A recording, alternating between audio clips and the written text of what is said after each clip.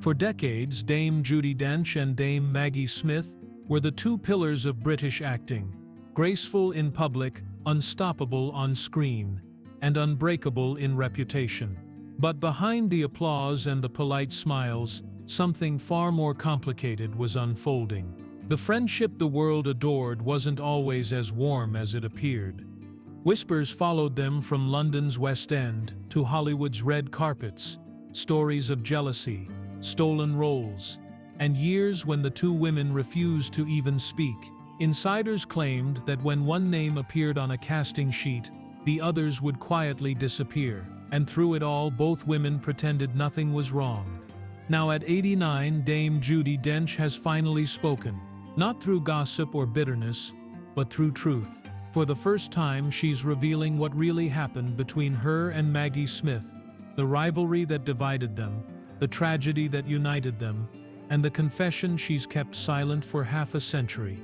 Long before their names became royal titles of British cinema, Judi Dench and Maggie Smith were simply two hungry actresses fighting for space on the same narrow stage.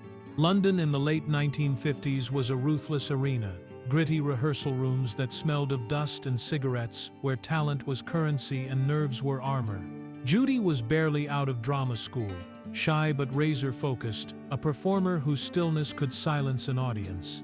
Maggie, by contrast, was electric, unpredictable, a storm disguised as a schoolgirl.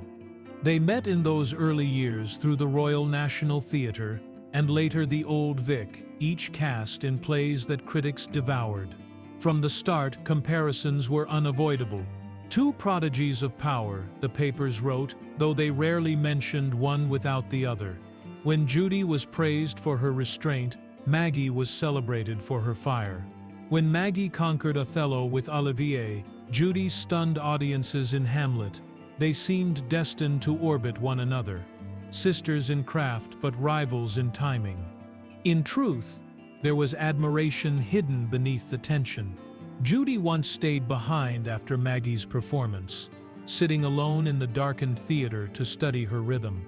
Maggie, pretending not to notice, later confessed to a friend that Judi's emotional precision terrified her. They were opposites, yet reflections. Two women proving that mastery didn't belong only to the men who directed them. Still, the press insisted on a feud, and slowly, that narrative began to shape reality. The 1960s brought opportunity, but also distance. As film began to overshadow theater, Maggie seized Hollywood's attention with the prime of Miss Jean Brodie, earning her first Oscar and a global audience. Judi, meanwhile, remained loyal to the stage, building prestige in Shakespeare but feeling overlooked by the cameras. Friends recall her laughing about it, but quietly resenting how every journalist introduced her as Maggie Smith's contemporary. To be compared was flattering, yet it hurt. By the early 70s, their careers had diverged into two kingdoms: Maggie, the international star; Judi, the revered but safe classical actress. They were invited to the same premieres, seated at opposite ends of the table, smiling for photographs that masked exhaustion. People whispered that Judi avoided scripts if Maggie's name was attached. Whether true or not, the rumor took hold. It was the start of a mythology neither woman could escape. And yet, behind the rivalry, there were moments of grace. When Judi stumbled during rehearsals for A Winter's Tale, Maggie quietly sent flowers with a single card that read, "Get back up, Dench." No signature, no flourish, just a nudge from one fighter to another. Judi kept the note for years. These gestures told a different story, not of enemies but of two women surviving an industry that thrived on turning sisters into competitors. Still, the tension never fully disappeared. Producers learned that invoking one name would stir the other's publicity. The press loved the contrast, Maggie's sharp wit against Judi's quiet dignity. Each award season became a new chapter in their supposed duel. What audiences didn't see was the cost, the exhaustion of maintaining poise while every success invited speculation about who was falling behind. As the curtain closed on that first decade of fame, both actresses had achieved what they once only dreamed of: critical acclaim, loyal audiences, and a rare command over men who once dismissed them, but even then, something remained unspoken. In private moments, Judi's friends said she questioned why the world insisted on comparing them at all. She believed they could have been allies, not adversaries. Only years later would that idea take root. Before the rivalries softened, before the tragedies drew them closer, the story of Judi Dench and Maggie Smith was already defined by the cruelest paradox of all: two women who shared the same crown, yet were never allowed to wear it together. By the late 1970s, Judi Dench and Maggie Smith had become fixtures of British culture. They were not just actresses now, but institutions. Critics wrote about them as if they represented two sides of the same coin. Maggie, the daring one, unafraid to be sharp or even cruel when the role demanded it. Judi, the one whose quiet command could melt the air around her. Together they raised the standard of acting so high that even their peers spoke of them with a mix of admiration and fear. But fame, especially when shared, rarely stays kind. Television had entered its golden age, and both women adapted. Judi lit up British households with a fine romance, revealing a comedic tenderness audiences hadn't seen before. Maggie conquered cinema again with California Suite and Death on the Nile. Their paths crossed constantly at award ceremonies, charity galas, and BBC tributes, where cameras captured them arm in arm, laughing. The smiles looked genuine, and perhaps they were, yet those who worked beside them could sense something delicate underneath. A rivalry so disciplined it had become ritual. They were both perfectionists. On set, Judi would rehearse until dawn, refining every line. Maggie preferred to improvise, trusting her instincts. Directors loved them but rarely loved working with them together. One producer remembered, "You never needed to pit them against each other. The world had already done that for you." It wasn't hostility, it was the weight of constant comparison. If Judi won a BAFTA, reporters immediately asked Maggie for comment. If Maggie landed a major film, Judi's scripts arrived with a note, "Something for your Maggie moment." Even success felt like a provocation.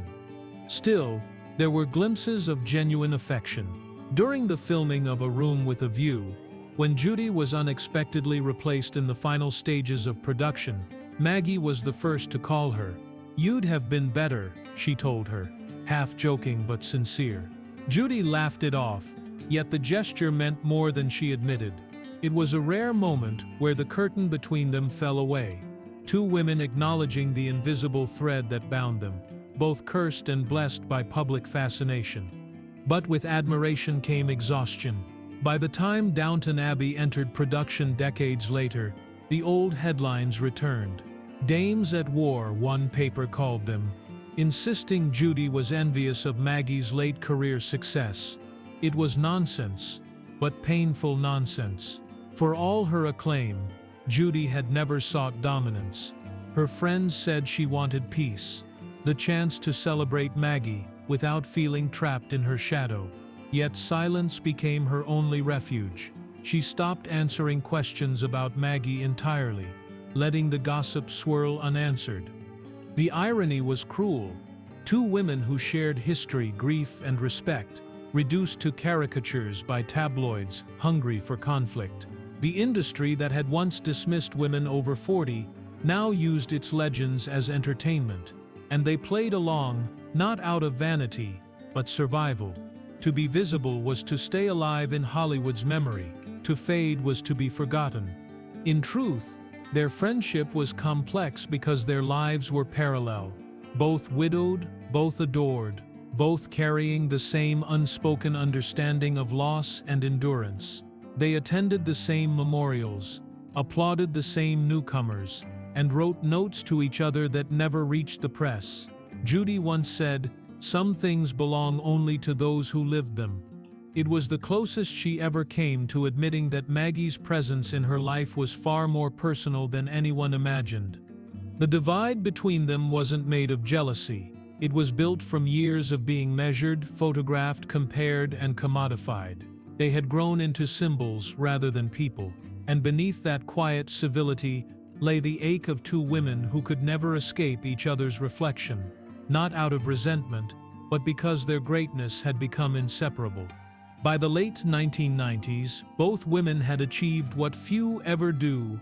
They had become living monuments. Yet behind the awards and standing ovations, each carried private pain that no applause could soften. Judi Dench lost her beloved husband, actor Michael Williams, in the year 2001. Their marriage had lasted 30 years, a partnership built on laughter, stage work, and quiet devotion. His death left a silence that followed her everywhere.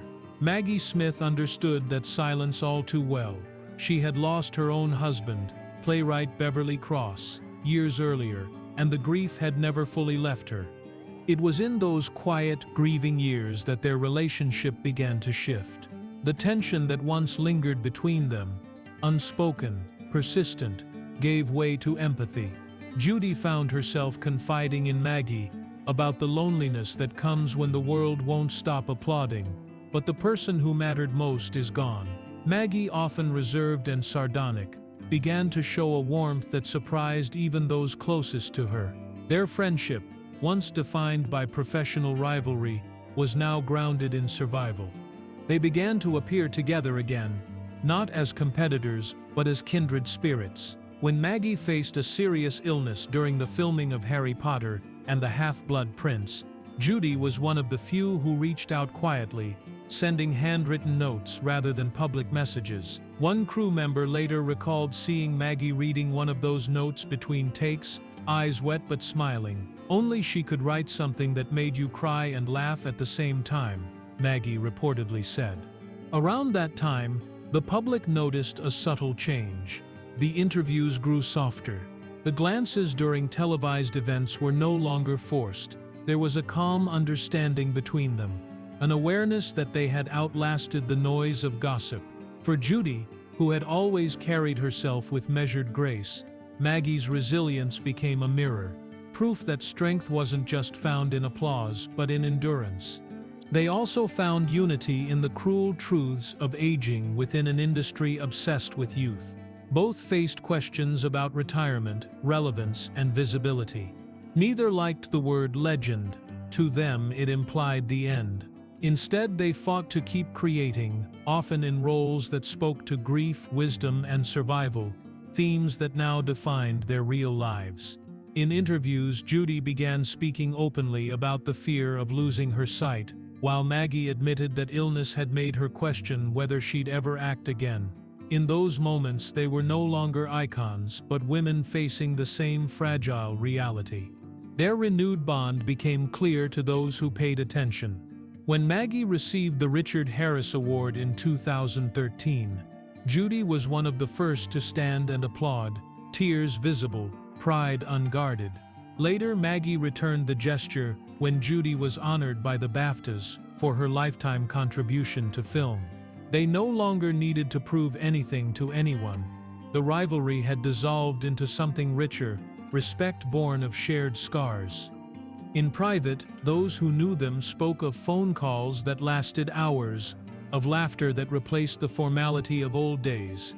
They would reminisce about the past, the stage lights, the cold dressing rooms, the men who underestimated them. But more than that, they talked about loss, and how it reshaped them into something softer.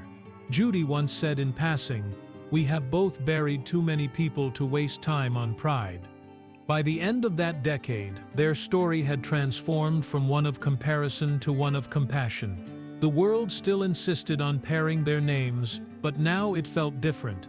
Less as rivals, more as survivors. They had endured tragedy, fame, and time itself, discovering at last what the public never saw, that their greatest roles were not on screen, but in the way they carried each other through life's final acts. As Dame Judi Dench entered her late 80s, her presence in the public eye began to change. Interviews became quieter, her reflections more personal, and her words carried the weight of a woman who had seen everything fame could offer and take away. So when she finally decided to speak openly about Maggie Smith, it wasn't part of a publicity tour or awards speech. It felt like a release. During a televised tribute, celebrating British cinema, Judi was asked about her long friendship with Maggie. What began as a polite question turned into something more profound. Instead of the usual rehearsed answer about respect and admiration, she spoke slowly, choosing her words with care. Observers noted that she seemed emotional, almost protective, as she described the shared journey they'd lived through. The highs, the scrutiny, the years of being compared in every review and headline. It was the first time she allowed the world to see how deeply that connection ran. She acknowledged, in her own reflective way, that people had always misunderstood their story. The rivalry, the rumors, the endless comparisons, all of it had been noise created by others. What existed beneath it was far simpler and far stronger: endurance. They had grown through parallel lives, not opposing ones. Every career milestone, every heartbreak, every decade of reinvention had made them more alike than different. Her comments reframed decades of public perception.